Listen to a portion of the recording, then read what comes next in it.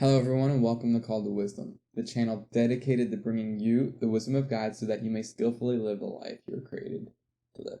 As a quick recap, last week we discussed that you have a new dad, a father who takes his role of being your dad very seriously, and he wants nothing more for you than to lead you into the life that he created you to live.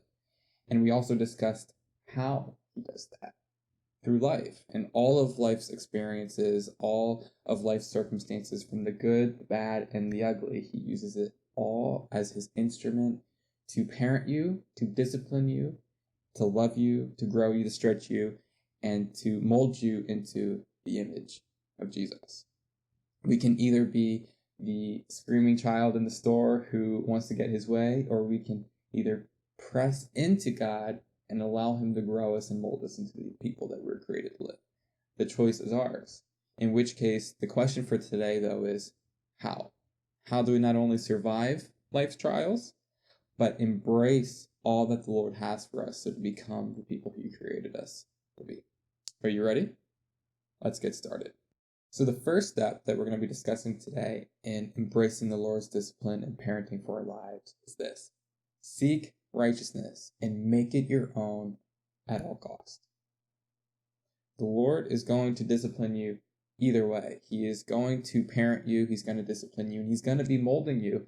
And you have the choice of being the screaming child in the store or embracing it and making the most of it. In other words, making it your own. Today, for this step, we're going to be referring to a very valuable lesson that Jesus gave us himself. One of his most famous sermons was called the Sermon on the Mount, and this is located in Matthew chapter 5, and he gave us this valuable lesson for today. Blessed are those who hunger and thirst for righteousness, for they shall be satisfied. If you desire righteousness, if you seek it at all costs, then imitate Jesus. Imitate him.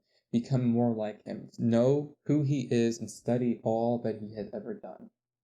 And this book here, know it inside and out. Don't just read it, but also put it into action. And truly make righteousness your own. For when you seek righteousness, you shall find it. For why fight the Lord? If he's going to parent you, you might as well press into that parenting.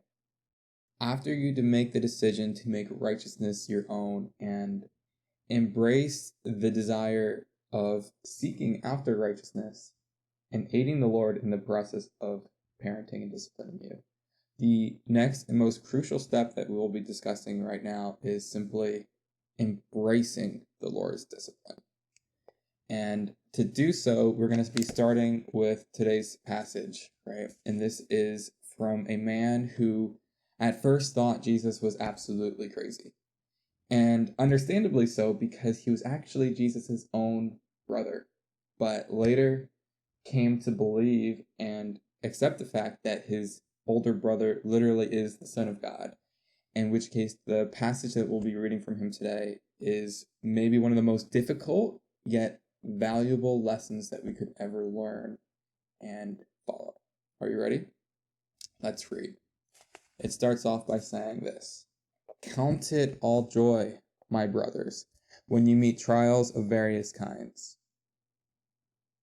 Count it all joy when you meet trials of various kinds.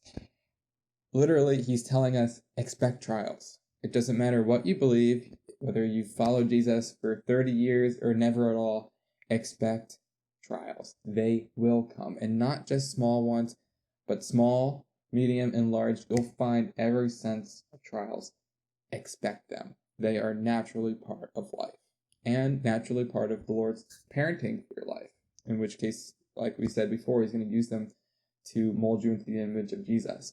But not only is James telling us to expect trials, count it all joy. He's teaching us to literally thank God for the trials.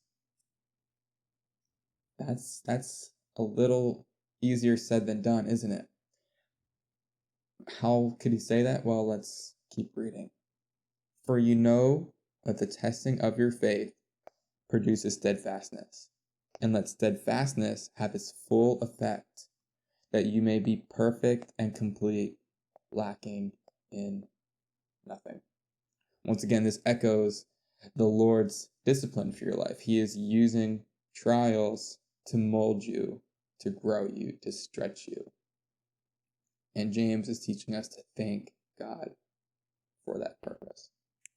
In other words, when you run into traffic in your morning commute, thank God for His teaching you patience.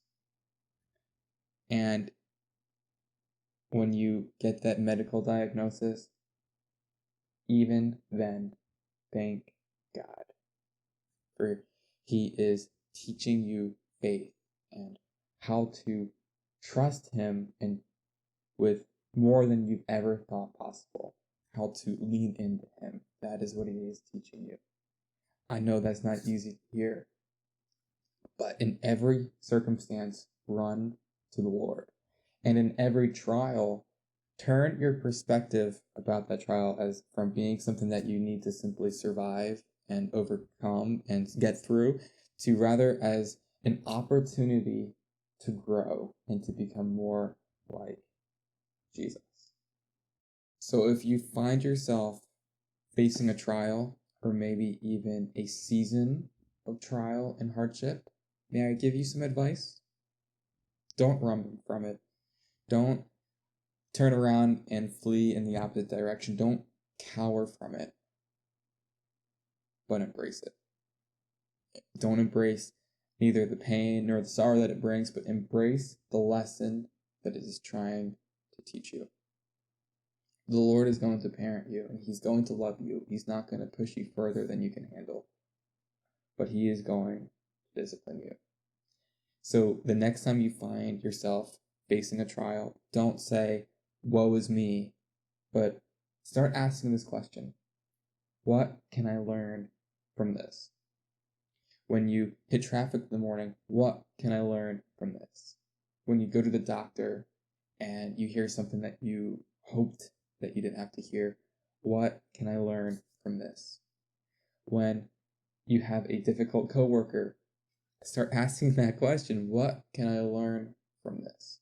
Because the moment you begin asking that question, the tides will turn and you will be on your way to victory. The Lord is going to provide for you. For doesn't He teach you all things work for the good of those who love God and are called according to His purpose? No matter what it is for your benefit. It might be really difficult. It might stretch you beyond what you ever thought possible, and you might want to throw in the towel. But don't. For it is only the faith that is tested by fire that is proven genuine and more valuable than gold. Therefore, don't be that screaming child in the store, but be the child who God will mold and teach and grow and raise you up into adulthood and maturity. Be the one who embraces all that the Lord has for you, so that you can live the life that He created you to live, that His glory may radiate from you, and you can go be a witness and an example to the rest of the world. For isn't that what you desire for your life? So ask, what can I learn from this? Embrace the Lord's discipline for your life. Go and live the life you're created to live. With that, we are done for today. I hope you learned something from this video. If you did, please hit that subscribe or like button below. Don't forget, calledtowisdom.com offers free devotionals for the growing Christians. So if you're interested, you can find the link below in the description. And Happy New Year, everybody. Go live wisely. See you later.